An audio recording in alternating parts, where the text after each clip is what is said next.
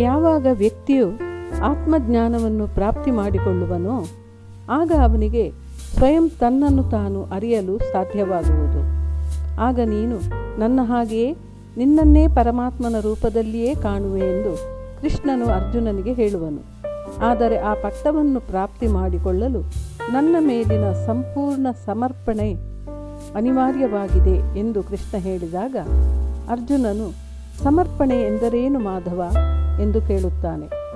ಸಮರ್ಪಣೆ ಎಂದರೆ ಮನಸ್ಸಿನ ಅಂಥ ಸ್ಥಿತಿಯ ಹೆಸರು. ಯಾವಾಗ ಮನುಷ್ಯ ತನ್ನೆಲ್ಲ ಸಂಕಲ್ಪಗಳನ್ನು ತ್ಯಜಿಸುತ್ತಾನೆಯೋ ತನಗಾಗಿ ಯಾವುದೇ ಪ್ರಕಾರದ ನಿರ್ಣಯ ಅಥವಾ ಪ್ರತಿಜ್ಞೆಯನ್ನು ಮಾಡುವುದಿಲ್ಲ.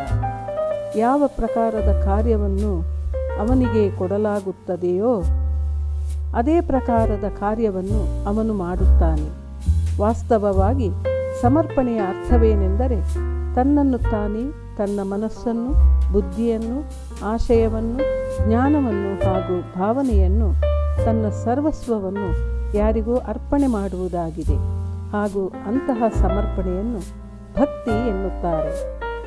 ಮನುಷ್ಯ ಯಾರಿಗಾಗಿ ಸಮರ್ಪಿತನಾಗಿರುವನೋ ಅವನ ಸ್ವರೂಪವಾಗಿ ಕಾಣತೊಡಗುತ್ತಾನೆ. ಒಬ್ಬ ದುಷ್ಟನಿಗೆ ಮಾಡುವ ಸಮರ್ಪಣೆಯು ಆ ಮನುಷ್ಯನ ಕಾರ್ಯವನ್ನು ಭ್ರಷ್ಟಗೊಳಿಸುತ್ತದೆ. ಇದಕ್ಕೆ ಉದಾಹರಣೆ ಅಂಗರಾಜ ಕರ್ಣ. ಅವನು ಧರ್ಮವನ್ನು ತಿಳಿದಿದ್ದರೂ ಅಧರ್ಮದೊಂದಿಗೆ ಇರುವುದಕ್ಕೆ ಕಾರಣ ದುರ್ಯೋಧನನ ಬಗ್ಗೆ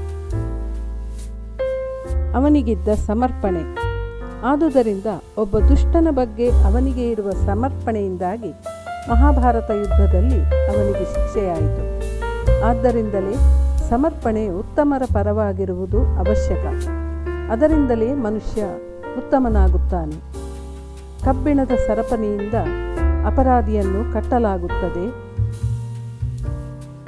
ಅವನಿಗೆ ಸರಪಳಿಯಿಂದ ಮಂದಿರದ ದೀಪಸ್ತಂಭವನ್ನು ಕಟ್ಟಲಾಗುತ್ತದೆ ಹಾಗೂ ಚಿನ್ನದ ಮಾಲೆಯನ್ನು ಆಭರಣವೆಂದು ಕೊರಳಲ್ಲಿ ಧರಿಸಲಾಗುತ್ತದೆ. ಪತಿಭಕ್ತಿ, ಸ್ವಾಮಿ ಭಕ್ತಿ, ಪಿತೃಭಕ್ತಿ ಹೀಗೆ ಅನೇಕ ಭಕ್ತಿಗಳು ಇರುತ್ತವೆ. ಆದರೆ ಎಲ್ಲಕ್ಕಿಂತ ಶ್ರೇಷ್ಠವಾದ ಭಕ್ತಿಯು ಪರಮಾತ್ಮನ ಭಕ್ತಿಯಾಗಿರುತ್ತದೆ.